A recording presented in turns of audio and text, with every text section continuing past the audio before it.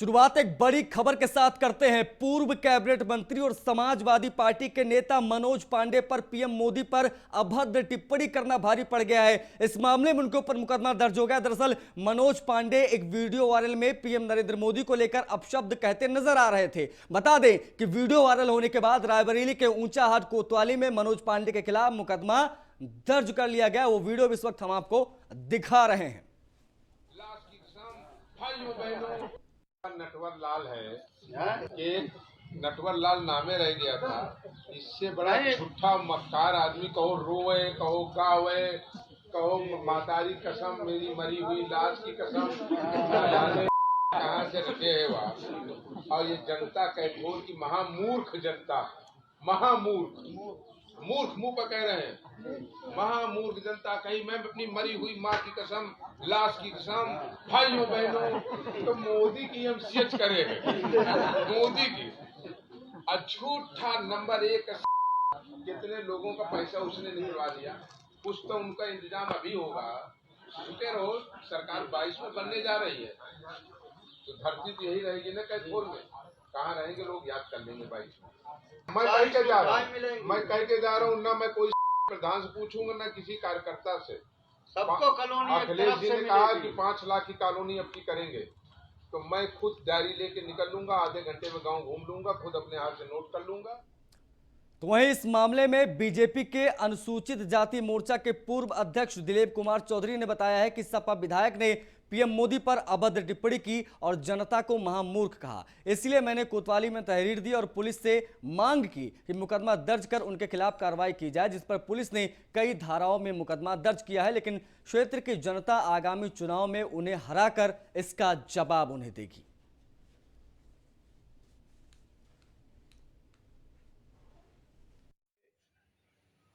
विश्व में भारत का मान सम्मान बढ़ाने वाले, देश में करोड़ों करोड़ दलितों, पिछड़ों, मजलूमों, गरीब परिवारों तक राहत पहुंचाने वाले एसएसबी भारत के प्रधानमंत्री माननीय नरेंद्र भाई मोदी जी के विरुद्ध यहाँ के विधायक डॉक्टर मनोज कुमार पांडे जी द्वारा अपनी भाषा या ग्रामीण जनता के गुमराह करने के उद्देश्य से उनको अमर्यादित भाषा का प्रयोग करते हुए साला कहा गया। ये भारत के संविधान में और किसी भी लोकतंत्र में निर्वाचित प्रतिनिधि के लिए उचित भाषा नहीं। तो ऊंचाहार कोतवाली में मुकदमा दर्ज हुआ है। सपा नेता पर पीएम मोदी पर अभद्र टिप्पणी करते नजर आए थे। वीडियो भी हमने आपको दिखाया कि किस तरीके से अपशब्दों का प्रयोग देश के प्रधानमंत्री के लिए कर रहे थे। मनोज पांडे ने की थी पीएम पर अभद्र टिप्पणी और इसी को लेकर उनके ऊपर ऊंचाहार कोतवाली में मुकदमा दर्ज हो गया है। रायबरेली से ये बड़ी खबर आपको हम दिखा रहे हैं। असद खान हमारे सहयोगी रायबरेली से सीधा लाइव जुड़ रहे हैं, उनसे बातचीत करते हैं। असद, देखिए, पहले अपशब्द का वीडियो सामने आया, उसके बाद अब जो है मुकदमा दर्ज करा दिया गया। क्या आगे कार्रवाई देखने को मिल सकती है इनके ऊपर? जी बिल्कुल, अगर कहीं ना कहीं कहा जाए तो मनोज पांडे की मुश्किलें बढ़ती जरूर दिखाई दे रही है, क्योंकि बीजेपी के जो पदाधिकारी हैं, कार्यकर्ता हैं, उन पर काफी जो आक्रोश है इस बात को लेकर कि नरेंद्र मोदी के ऊपर अभद्र टिप्पणी की गई है। वहीं प्रधानों से लेकर आम जनता तक को उन्हें मूर्ख तक की भाषा से नवाजा है, जिसको लेकर जो अनुसूचित जाति के पूर्व जिलाध्यक्ष हैं दिलीप, उनके तरफ से मुकदमा दर्ज करा दिया गया है और पुलिस ने मुकदमा दर्ज कर आगे की कार्रवाई के लिए प्रेषित कर दिया है। फिलहाल अगर मनोज पांडे की बात की जाए तो उन्होंने भी अपने तरफ से एक प्रार्थना पत्र कोतवाली में दिया है, जिसमें उन्होंने कहा है कि ये सारी बातें मन बनाई गई हैं, पूरा वीडियो नहीं दिखाया गया है, वीडियो को काट के और छांट कर उसको दर्शाया गया है, जिसको लेकर उन्होंने भी अपने तरफ से एक प्रार्थना। फिलहाल अभी उस पर कोई कार्रवाई नहीं हुई है, लेकिन उनके ऊपर मुकदमा दर्ज कर लिया गया है। लेकिन अगर बात की जाए तो राजनीतिक जो खेमा है उसमें हलचल देखने को साफ मिल रही है। बिल्कुल जाहिर सी बात है। देखिए, प्रधानमंत्री का पद देश का सबसे बड़ा पद आप कह सकते हैं उसको, और वहां पर अगर प्रधानमंत्री मोदी को लेकर इस तरीके से टिप्पणी की जाएगी तो जाहिर सी बात है इनके ऊपर यहाँ पर एक्शन देखने को मिल सकता है। बिल्कुल ये बिल्कुल कहना सही है आपका। और जिस तरह से जो थाने में उसमें मुकदमा दर्ज किया गया है, मुकदमा दर्ज करने के बाद मनोज पांडे ने भी अपने तरफ से प्रार्थना पत्र दिया है, अपने बचाव में प्रार्थना पत्र दिया है और साफ तौर पर उन्हें फेसबुक पर जाकर एक वीडियो भी जारी किया है जिसमें उन्होंने बताया है, मैंने नरेंद्र मोदी के खिलाफ नहीं, नीरव मोदी के खिलाफ बयान दिया था। उसको वो कहीं से बढ़ा चढ़ाकर और काट छांट कर उसको पेश किया जा रहा है, लेकिन इसमें क्या सच्चाई है ये तो एक जांच का विषय है। फिलहाल वो अच्छा, हालांकि अभी असद पुलिस का क्या कहना, पुलिस प्रशासन की तरफ से इसको लेकर क्या प्रतिक्रिया आई, क्या वाइट आ रही है पुलिस की? देखिए, पुलिस अधीक्षक महोदय इस पर सामने नहीं आए। फिलहाल जो ऊंचाहार है उन्होंने साफ तौर पर बताया है कि जो प्रार्थना पत्र मिला था उसको संज्ञान में लेते हुए मुकदमा दर्ज कर लिया गया है।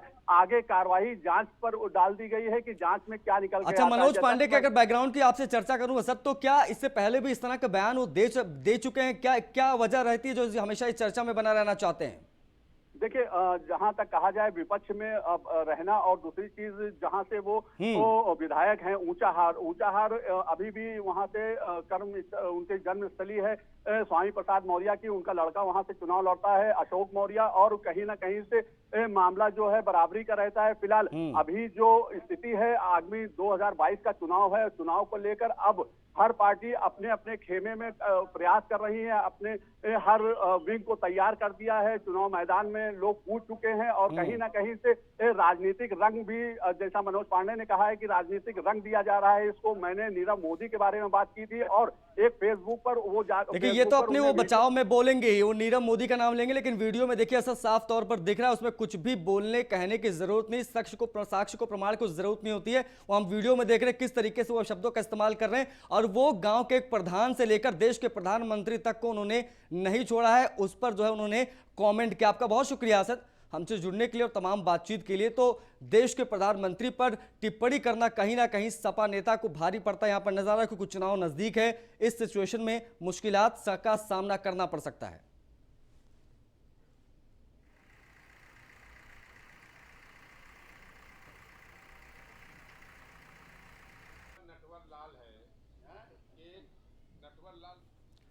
तो मुजफ्फरनगर में हुई किसानों की महापंचायत को लेकर यूपी की पूर्व मुख्यमंत्री और बसपा सुप्रीमो मायावती ने ट्वीट किया। और ट्वीट देखिए, यूपी के मुजफ्फरनगर जिले में कल हुई किसानों की जबरदस्त महापंचायत में हिंदू मुस्लिम सांप्रदायिक सौहार्द के लिए भी प्रयास अति सराहनीय है।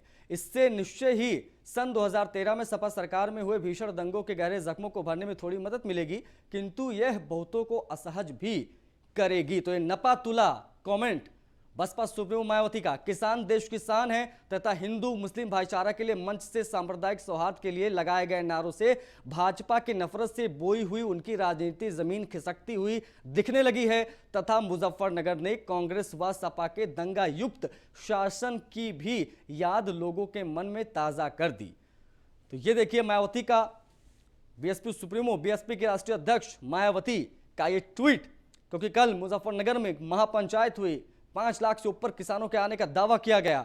उस बीच सियासत भी उस पर खूब जमकर हो रही है, लगातार प्रतिक्रियाएं आ रही। इस बीच मायावती का ये ट्वीट आपके सामने देखिए, इन्होंने 2013 में हुए मुजफ्फरनगर दंगों का भी जिक्र किया और कहा कि सपा के दंगा युक्त शासन की भी याद लोगों के मन में ताजा कर दी है। चुनाव आने वाले हैं, जाहिर सी बात है इस तरह का बयान आपको आगे देखने को मिल सकते हैं।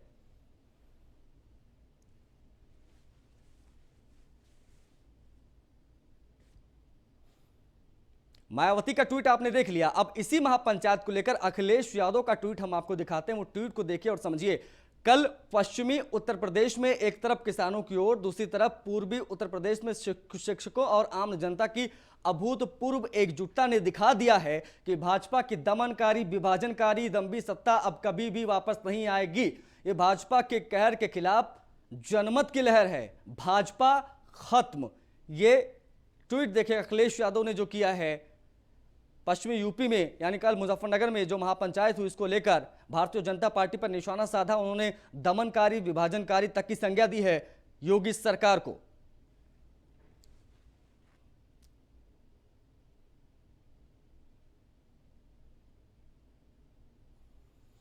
बात अमरोहा की करते हैं। अमरोहा से इस वक्त की बड़ी खबर आ रही है। 3 हथियारबंद बदमाशों ने बीजेपी नेता के घर पर हमला किया है। बदमाशों ने बीजेपी नेता युद्धवीर सिंह के घर पर फायरिंग भी की है। ये इस वक्त की बड़ी खबर देखिए।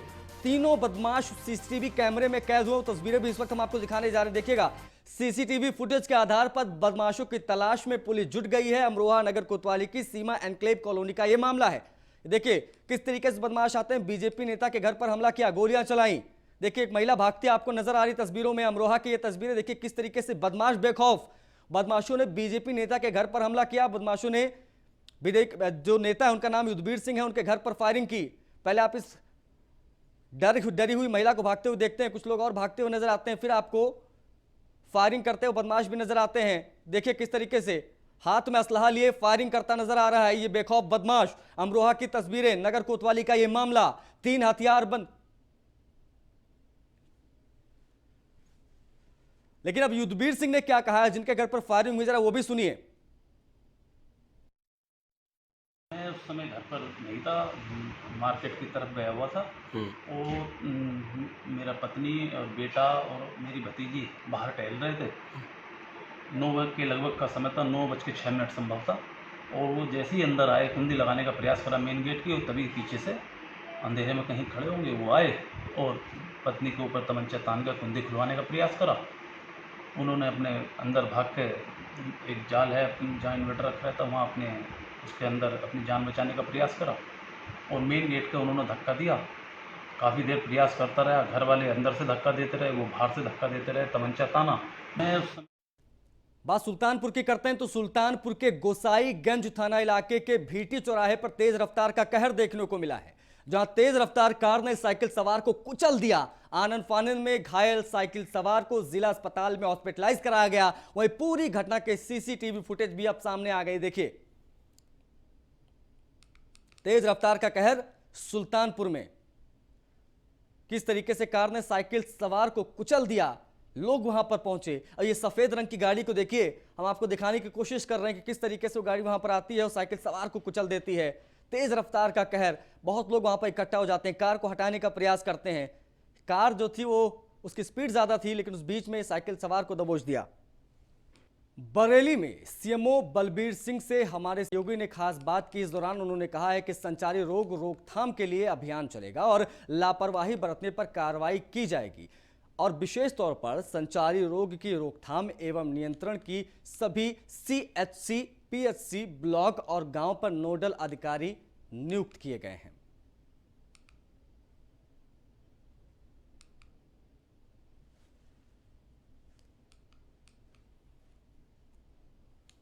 तो लापरवाही बरतने पर कार्रवाई की जाएगी। सीएमओ बलबीर सिंह का ये बयान हम आपको बता दें जो उन्होंने न्यूज़ 1 इंडिया पर दिया है। संचारी रोग के रोकथाम के लिए विशेष तौर पर अभियान चलाया जाएगा। ब्लॉक हो, सामुदायिक से स्वास्थ्य केंद्र हो, पीएचसी हो या गांव की बात हो, हर जगह नोडल अधिकारी जाएगा, जायजा लेगा, क्योंकि बाकायदा शासन की तरफ से दिशा निर्देश दिए गए। उसके बाद में सीएमओ बलबीर सिंह का यह बयान कि एक गांव तक नोडल अधिकारी पहुंचेंगे। संचारी रोग के रोकथाम के लिए विशेष अभियान चलाया जाएगा ताकि इसकी स्थिति बद से बदतर ना हो पाए, क्योंकि लगातार डेंगू, वायरल फीवर के मामले सामने आ रहे थे। 50 से ज़्यादा लोगों की मौत हो चुकी, विशेष तौर पर पश्चिमी यूपी में। तो इसी संचारी रोग के रोकथाम को लेकर डॉक्टर बलबीर सिंह यानी मुख्य चिकित्सा अधिकारी सीएमओ बरेली का ये बयान।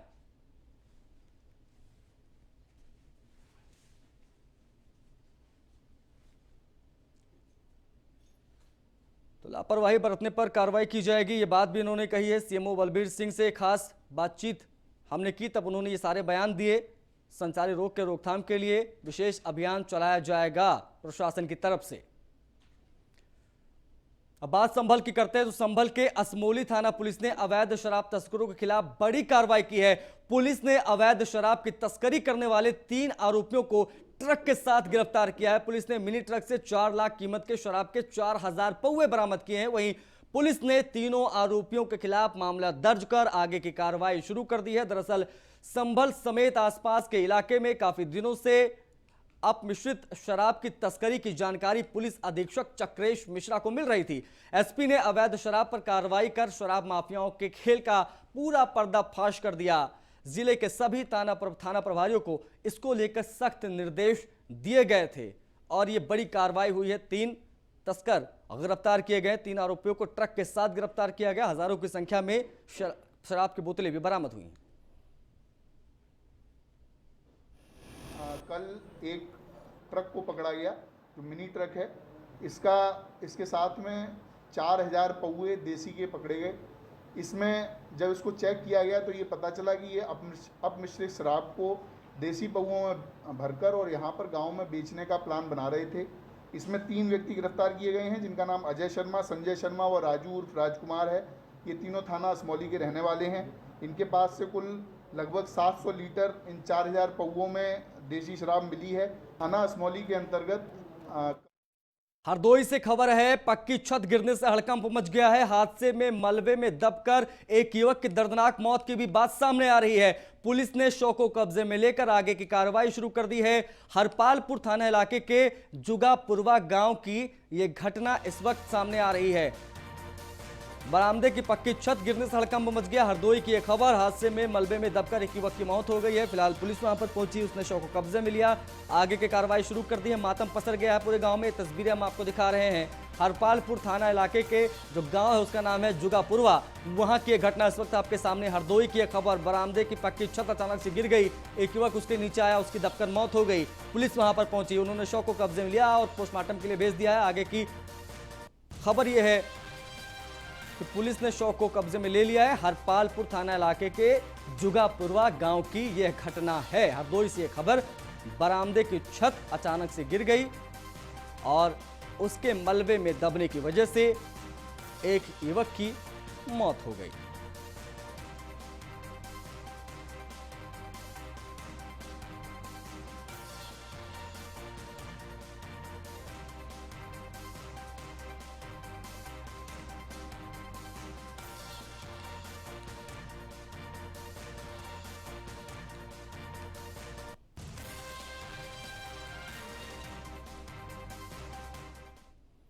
अब खबर किसानों से जुड़ी आपको बताते हैं। दरअसल उत्तराखंड बीजेपी ने एक ट्वीट करके कांग्रेस पर निशाना साधा है। क्या ट्वीट उन्होंने किया है वो जरा इस वक्त हम आपको स्क्रीन पर दिखाने की कोशिश करते हैं कि आखिर ये ट्वीट क्या है। और देखिए किस तरीके से कांग्रेस का दोहरा चरित्र इसका कैप्शन दिया गया है। और ये देखिए किस तरीके से किसान आंदोलन को दिखाया गया है। पुलिसकर्मी हाथ में डंडा लिए एक किसान आंदोलन करने वाले, देखिए हरियाणा, पंजाब, इन तमाम राज्यों का जिक्र यहां पर किया गया है।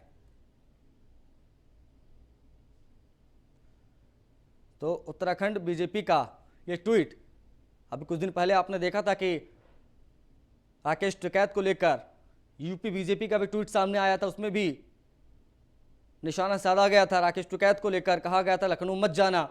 और ये देखिए अब ये उत्तराखंड बीजेपी का ट्वीट और लिखा गया है इसका कैप्शन, कांग्रेस का दोहरा चरित्र। ये आप देखिए हरियाणा का जिक्र यहां पर किया गया, पंजाब का जिक्र किया गया, किसान आंदोलन लिखा हुआ है। अन्नदाता का दर्द देखा नहीं जाता, तो ये तंज कसा है कहीं ना कहीं उत्तराखंड बीजेपी की तरफ से किया गया ट्वीट आपके सामने। देखिए अन्नदाता का दर्द देखा नहीं जाता। और ये पुलिस आपको दिख रही है हरियाणा में किसान आंदोलन पुलिस। और देखिए पंजाब पुलिस की बात की जाती तो उसमें किस तरीके से पंजाब पुलिस को दर्शाया गया। साथ ही साथ में किसान आंदोलन को लेकर हाथ में किसान आंदोलन का बैनर लिए नजर आ रहा है किसान। कांग्रेस का दोहरा चरित्र उत्तराखंड विथ बीजेपी हैशटैग के साथ में ये ट्वीट सामने निकल कर आया उत्तराखंड बीजेपी का।